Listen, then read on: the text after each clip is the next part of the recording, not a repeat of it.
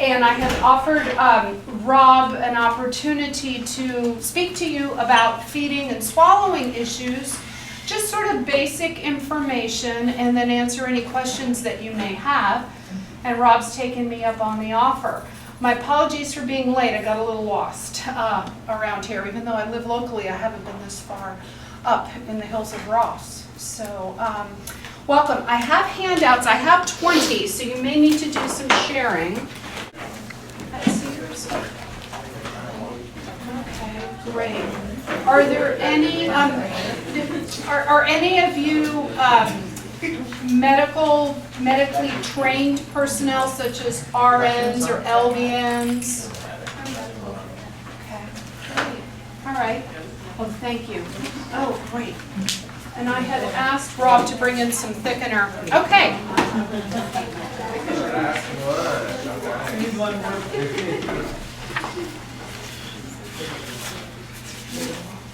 Sorry, Audrey. I will try not. Swallowing can be, swallowing and feeding can be a critical piece to your client's care as they begin to age. So we're just going to kind of informally discuss basic swallow function and then some of the changes that you may be observing and just basic strategies for trying to maximize your client's safety in the feeding environment. Okay, and then if you have questions, you can, I'm very comfortable with you raising your hand during rather than waiting until the end. I may tell you we're going to cover that in the future, and then I will. But so please, if you have a question during the presentation, raise your hand. So we're starting just with basics. As you'll see in your handout, I have 2 pages of an outline of what I'm going to talk about. But on the 3rd page, there is a schematic of swallow. And to just start with just basic swallow function, there are 3 phases or stages to swallow. There's the oral phase where the food goes in the mouth and the brain gets the sensation from what's coming in by taste or temperature or feel, hot, cold. And the brain then, the input from the mouth and the brain, they start to work together, and then we respond. We either start to salivate a little bit, or we start to prepare, our tongue starts moving in a different way, our lips kind of close in, and our body starts to then start that kind of chewing motion. Even with the liquid, our tongue moves a little bit differently to kind of contain the liquid. So that's the first part of the swallow. The second part of the swallow is what they call a pharyngeal phase, and that's when the food actually passes over the back of the tongue, or liquid, passes over the back of the tongue and goes through this neck area, which is called the pharynx. And in the pharynx, there are 2 tiny little pockets, and then the flap. You may have heard people talk to you at some point in life about the flap. My flap doesn't go down. I hear that all the time. Our flaps generally do. It's called the epiglottis. So we have 1 little pocket, an epiglottis, another little pocket.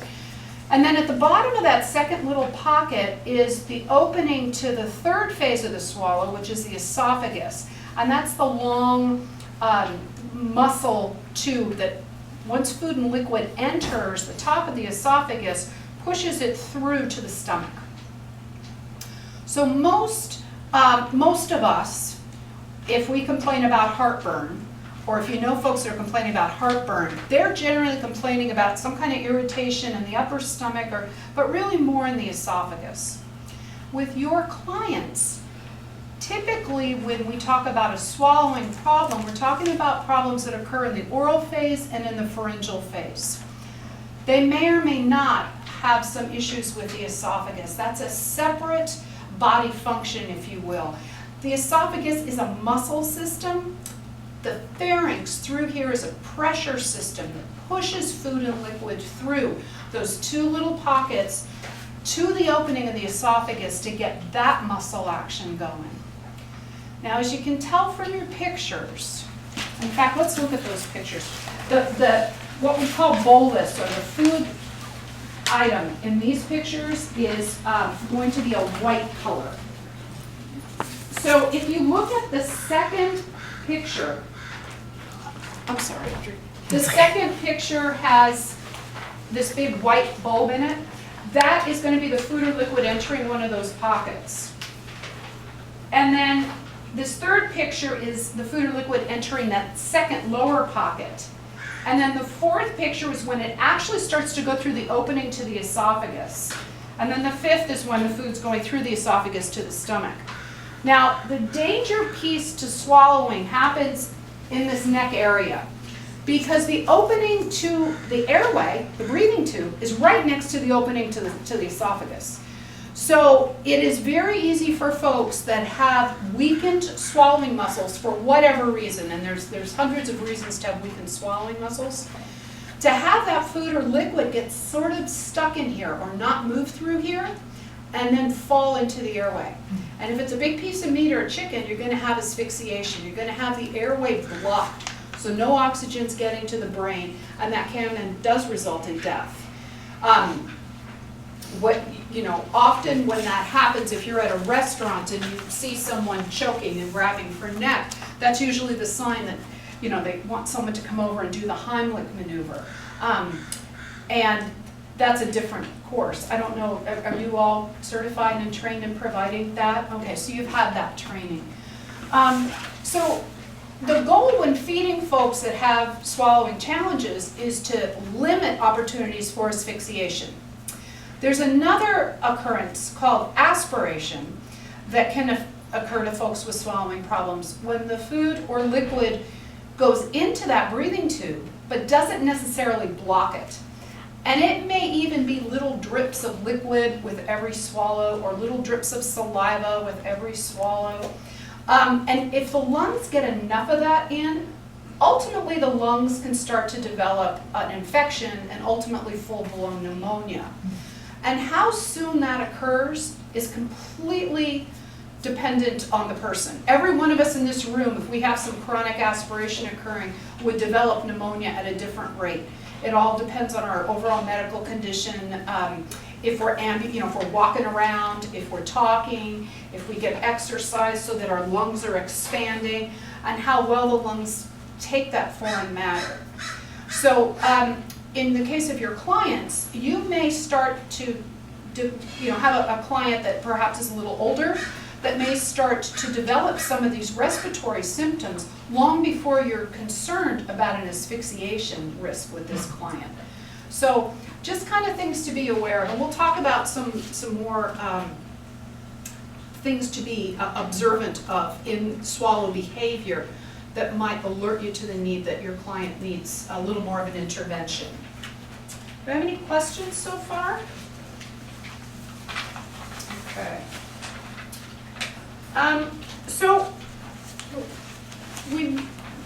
It's easy to talk about swallowing with all of us in the room because we're all young and we're all healthy, and we put a piece of food in our mouth and we swallow it and everything's fine. Every once in a while something goes down the wrong pipe, as the lay expression is, and we cough. Our bodies have a cough response because we're young and we're healthy.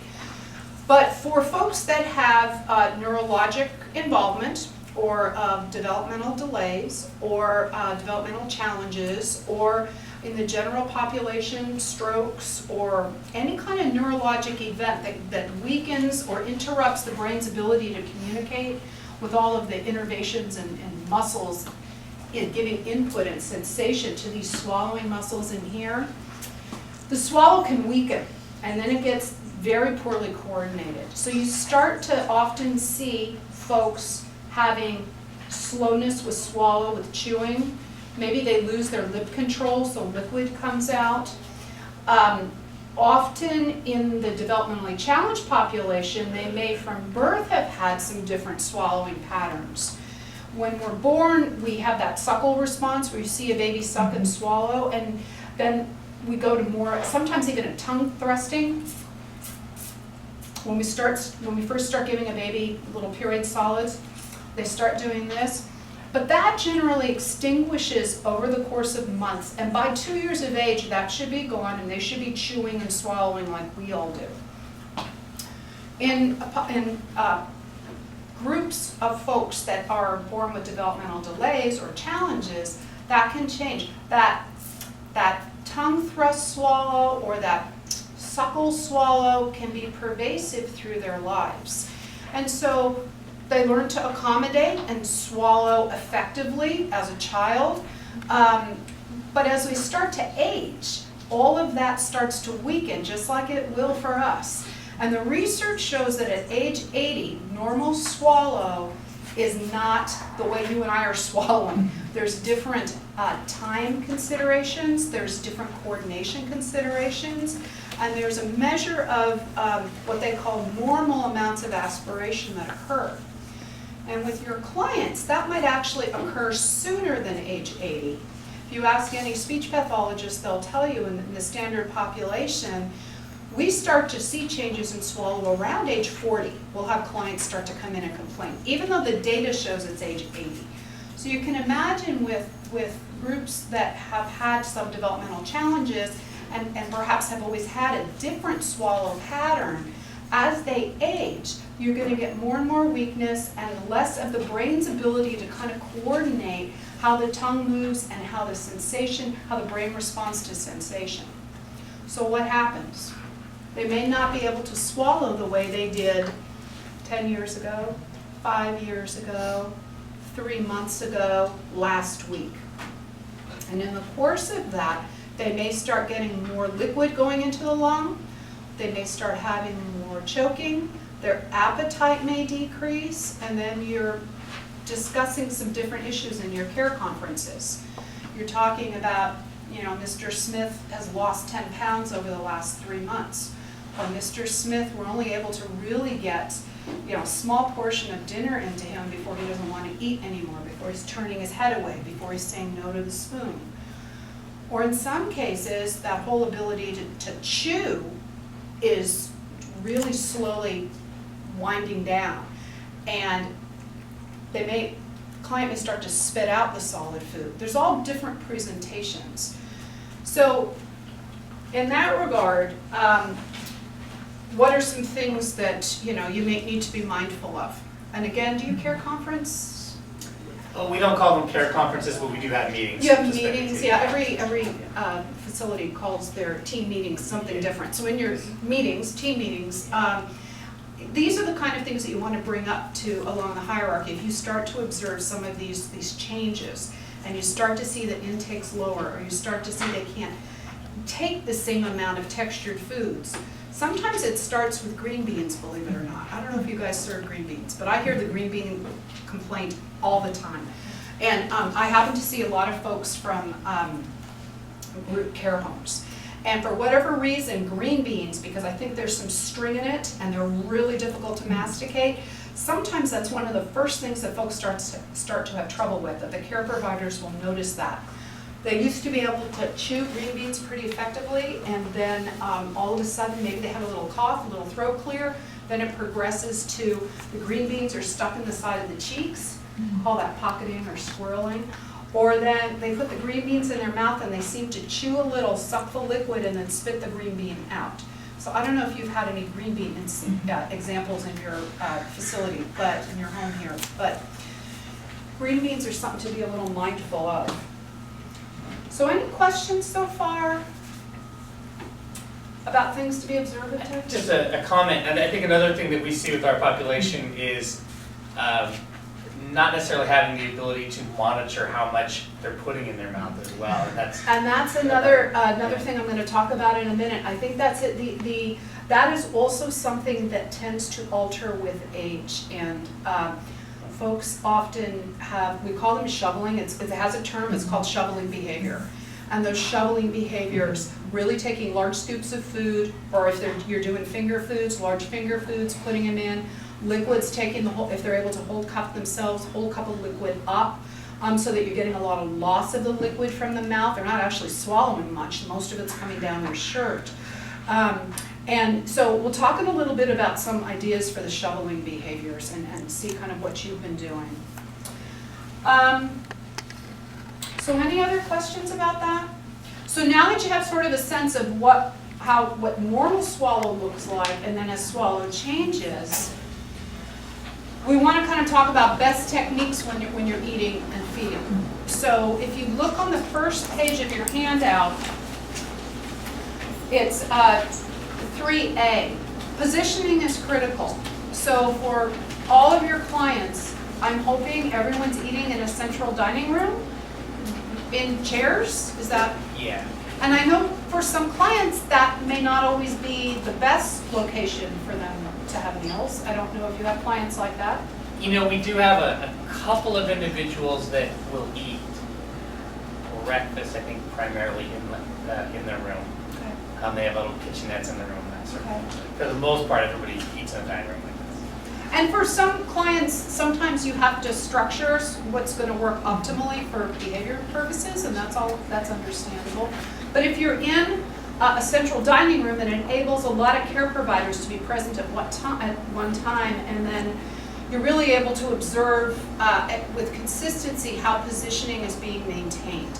The best position for all of us to eat and drink is in a straight back chair with our hips at 90 degrees. So if you have a client that's in a wheelchair, the optimal position for them to eat is with their wheelchair back up and their hip at a 90 degree, legs coming down. Do you have clients in wheelchairs? Not currently. Not currently, I know, on occasion. Yeah.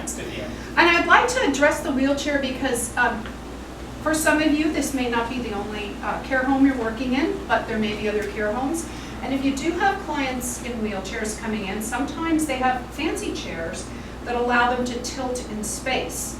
So even the tilt in space chairs, you want to try and get the hips when you're seated to 90 degrees, like all of you are if you're properly sitting in your chair now.